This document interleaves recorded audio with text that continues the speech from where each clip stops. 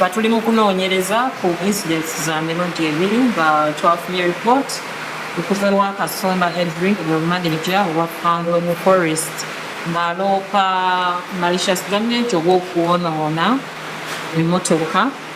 ng'alumiriza abakozi ku construction company. Ate ne tufuna report endala okuva wa safety manager owa company ezimba olugendo Salaama nga naye aloopa okuba omukozi waabwe Ouma Joseph ng'ono yakwasaganya ebya traffic nga bazimba batereza oluguudo yakwasaganya okulagirira emmotoka wawe zirina okuyita nga naye tufunye information oba okunoonyereza kulaga nti bano aba Fango Forest bagambibwa okuba nti bano babalagiridde wawe baba bayita oluguudo luno obulumi okukolebwa naye bo ne basalawo bayite wali ewabadde wali blocked wabadde wazibiddwa era waleeseewo akavuvuŋŋano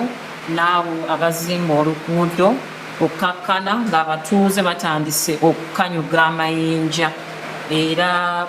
abasirikale oba banna security ne bayingira okulaba nti bakkakkanya akajagalalo. Tutangazzaamuko mu kajagalalo amasasi gafulumye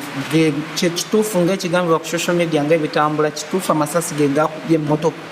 manya bakubye emmotoka ya alien oba kintu kirala kitutanasazo tetusobola kumanya kiddala naye nga bwe baloopyewo omusango ogw'okwonoona abasirikale baffe bagenda kwekenneenya damage eyo kye bagamba nti yakoleddwa. Kubaka ki bw'oweereza abantu specially